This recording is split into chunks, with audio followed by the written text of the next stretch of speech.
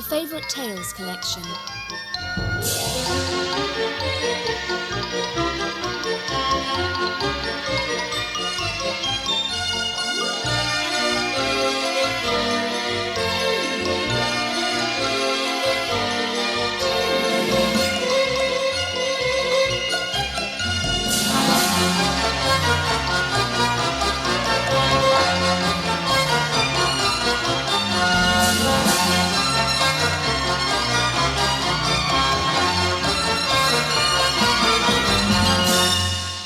Hello, welcome to another favourite tale from Ladybird. I'm going to read you the story of The 3 Little Pigs. Listen to the story and read along at the same time. I am sure you will enjoy it. When you hear this sound, you can turn the page. The 3 Little Pigs.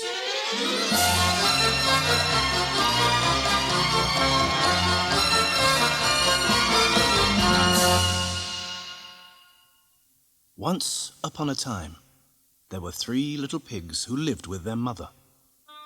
The 3 little pigs grew so quickly that one day their mother told them, "You are too big to live here any longer.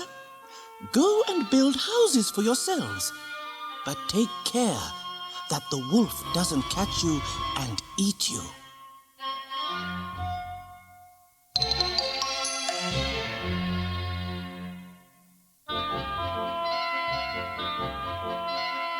The 3 little pigs set off down the road. Soon they met a man who was carrying some straw. "Please give me some straw," said the first little pig. "I want to build a house for myself." So the man gave the first little pig some straw to build a fine house. "Now the wolf won't catch and eat me," said the first little pig. The other 2 little pigs set off together. And soon they met a man who was carrying some sticks. "Please give me some sticks," said the second little pig. "I want to build a house for myself." So the man gave the second little pig some sticks to build a fine house. "Now the wolf won't catch and eat me," said the second little pig.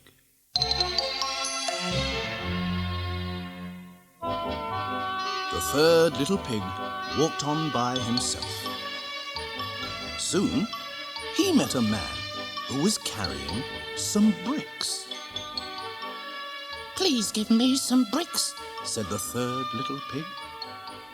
"I want to build a house for myself." So the man gave the third little pig some bricks to build a fine house. "Now the wolf won't catch and eat me," said the third little pig.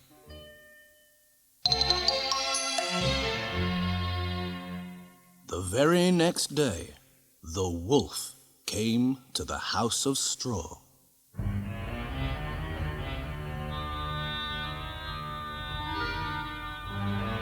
"Little pig, little pig, let me come in," cried the wolf. But the first little pig replied, "No, no, by the hair of my chinny chin chin, I will not let you in."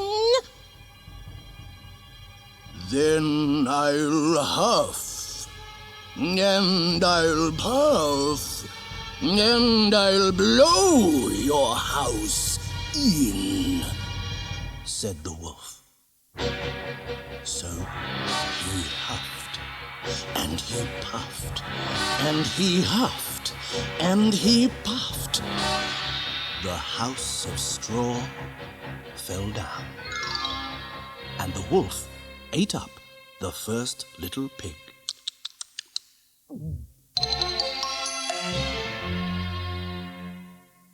The next day, the wolf came to the house of sticks.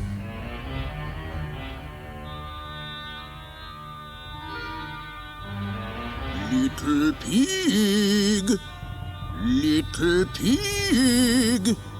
let me come in, he cried. But the second little pig replied, No, no. By the hair of my chinny chin chin, I will not let you in. Then I'll huff, and I'll puff, and I'll blow your house in, said the wolf. So he huffed, and he puffed, and he huffed, and he puffed. The house of sticks fell down, and the wolf ate up the second little pig.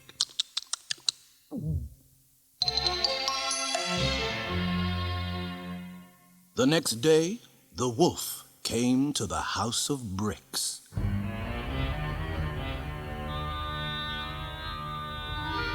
Little pig,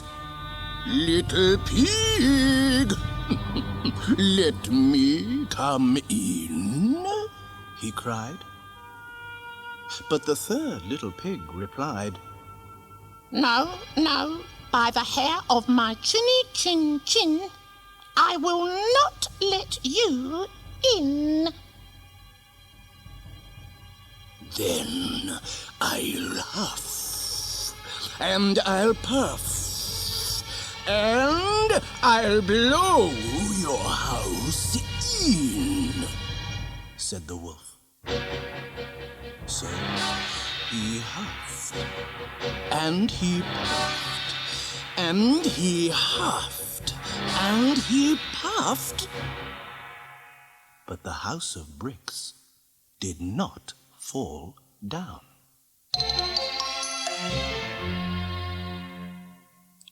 The wolf was very angry, but he pretended not to be. Little pig, he said in a soft voice, be ready at 6 o'clock tomorrow morning, and I shall take you to Farmer Smith's field to find some tasty turnips.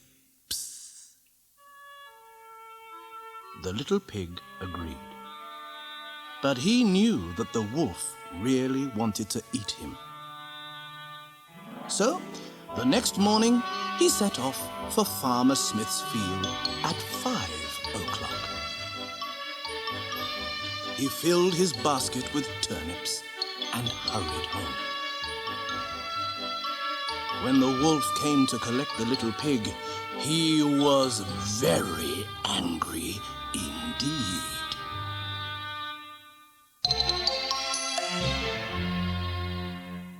Still the wolf pretended not to be angry. Be ready at 5 o'clock tomorrow morning, he told the little pig, and I shall take you to Farmer Brown's apple tree to pick some shiny red apples. The little pig agreed, but he set off at 4 o'clock the next morning. He was already high in the tree picking apples when the wolf came along. The little pig was very frightened, but he pretended not to be. He threw an apple as far as he could, and the wolf ran after it. Quickly, the little pig jumped down from the tree and ran home as fast as he could. The wolf was furious.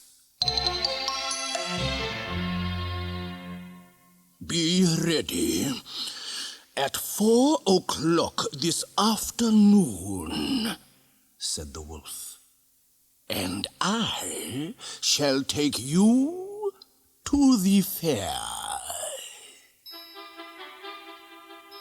The little pig agreed, but he set off at 2 o'clock. First, he had fun on the roundabout, and then he bought a butter churn. When he saw the wolf coming, the little pig jumped in the churn and rolled all the way home.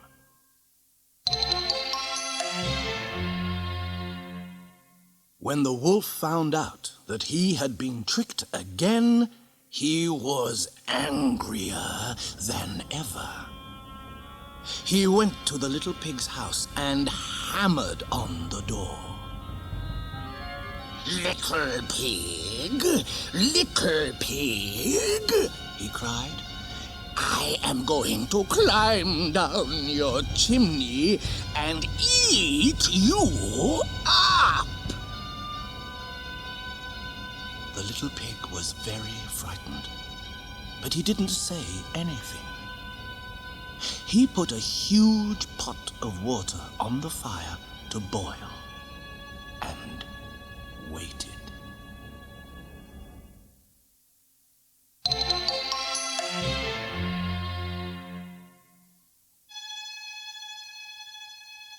The wolf clambered down the chimney.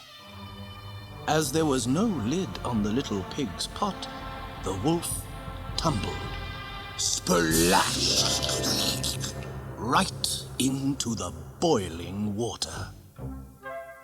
And that was the end of the wolf.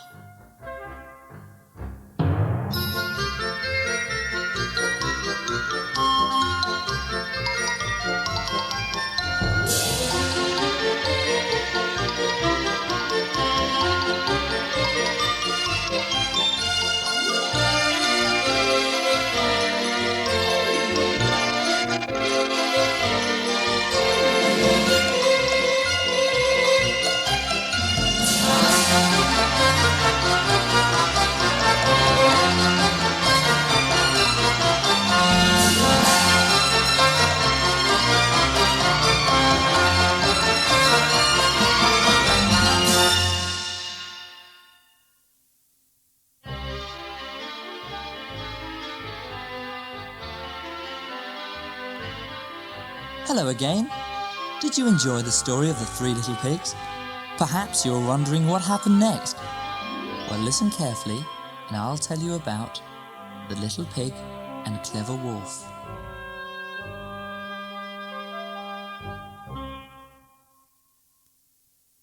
After the little pig in the brick house trapped the big bad wolf in a pot of boiling water, he was very happy and felt sure that no wolf would ever bother him again. He was wrong. He did not know it, but in a wood not far from his brick house, some other wolves had gathered for a meeting. There was Mighty Wolf, Clever Wolf, and Nimble Wolf, and they wanted to find a way to get the little pig once and for all. He was too plump and tasty looking for them to miss, and they were certain they would think of something. "I'll huff and puff his house down," Mighty Wolf was saying. "I am much stronger than Big Bad Wolf ever was, and I've got much more puff." "Forget it," said Clever Wolf. "It does not matter how much puff you have got. You will never blow down a brick house." "Then why don't we climb down his chimney?" asked Nimble Wolf. "And end up as wolf stew like Big Bad Wolf did?" said Clever Wolf. "No, thanks." "Then what can we do?" asked the others. "Never mind all that huffing and puffing and puffing and huffing and climbing down the chimney," Clever Wolf told the others. "I have got my very own clever plan. You will see. We will have pig stew for dinner tomorrow night, or my name isn't Clever Wolf."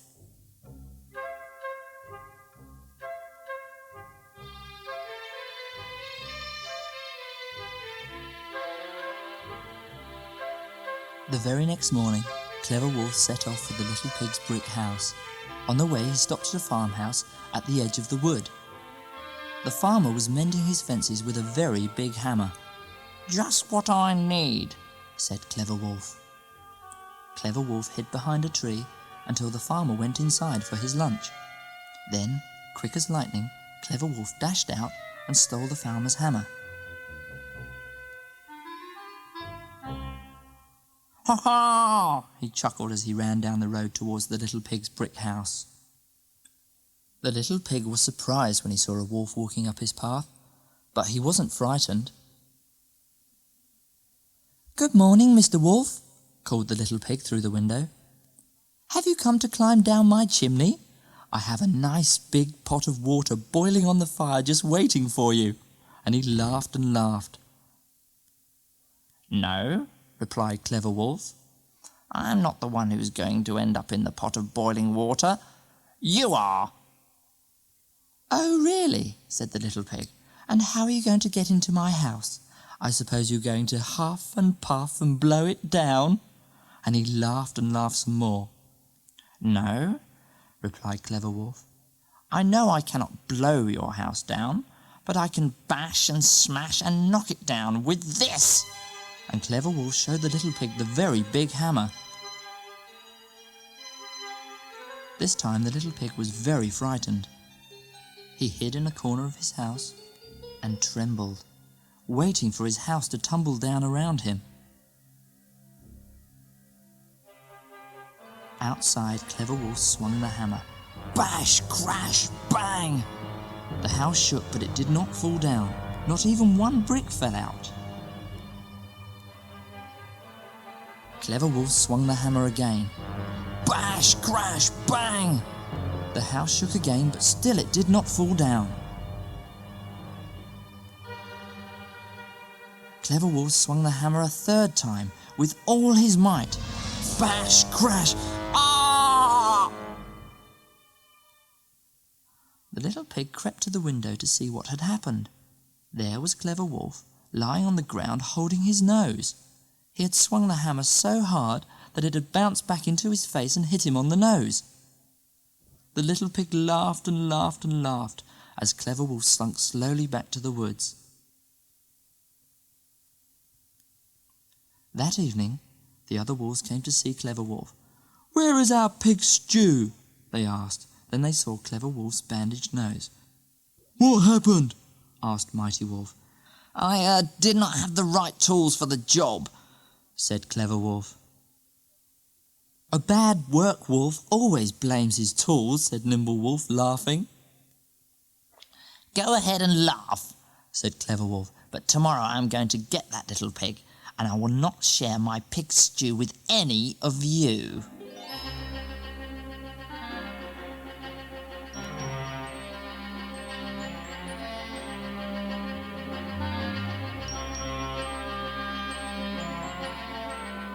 Next morning, Clever Wolf set off once more for the little pig's brick house. He walked quickly past the farmhouse, where the farmer was still mending his fences with a brand new hammer. "What I need," said Clever Wolf to himself, "is something big and heavy and very powerful, something that would really smash that brick house down." Just then, Clever Wolf came round a bend in the road, and suddenly his eyes lit up, for there in front of him was the very thing he needed. It was an enormous steamroller. A man had been mending the road, and now he was rolling it flat with the steamroller. Clever Wolf could hardly wait to get his paws on it. Just as he had done the day before, Clever Wolf hid behind a tree and waited. A few hours went by, and the man driving the steamroller began to get tired. "Oh, time for a break," sighed the steamroller driver, and he started off down the road to find a place for a rest. In a flash, Clever Wolf was up in the steamroller's cab. He pulled the lever, and the steamroller moved slowly along the road. "This is fun," he said. The little pig was surprised when he saw Clever Wolf coming up the path again, but he was not frightened. "Good morning, Mr. Wolf," he called through the window. "How is your nose today?" "It hurts," said Clever Wolf, "but not as much as you are going to hurt when I turn you into a stew." "Is that so?" said the little pig. Have you brought your hammer back to bash my house down? No, said Clever Wolf. I have got something much better today. And he pointed to the steamroller, which he had parked in the road. I am going to bash and smash and flatten your house down.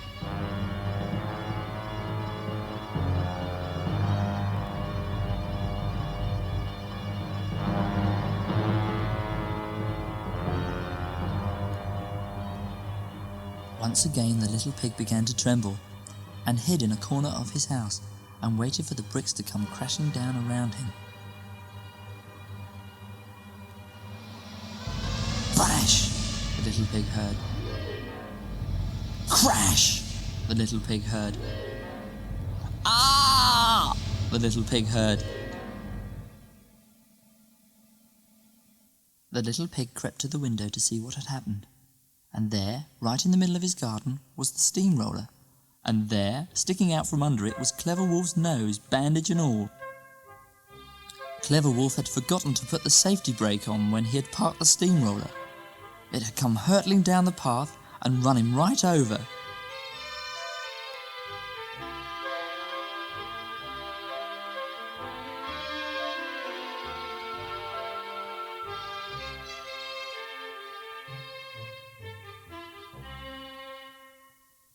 Later that day, back in the wood, the wolves held another meeting. I warned him, said Mighty Wolf, but he would not listen. Well, at least he did not end up as wolf stew, said Nimble Wolf. No, said Mighty Wolf, but I hear that the little pig has a nice new rug for his brick house. Shame about the bandage, though. That little pig is much too clever for us, said Nimble Wolf. We should leave him alone.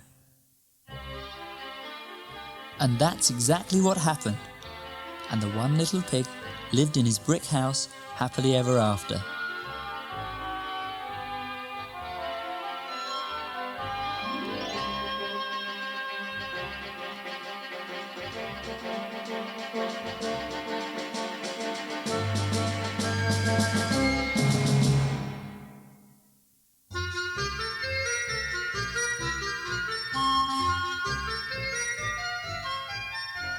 Wasn't that a lovely story? There are lots of other favourite tales to be enjoyed in this Ladybird book and tape collection. The Elves and the Shoemaker, The Gingerbread Man, Little Red Riding Hood, The Three Billy Goats Gruff, Pinocchio, Goldilocks and the Three Bears, Thumbelina, Puss in Boots, and The Little Red Hen. There are other great book and tape packs to collect too. Storytime, Nursery Rhymes, Desperate Dan and Dennis the Menace. Available wherever Ladybird books are sold. Listen with Ladybird. Timeless quality for today's child.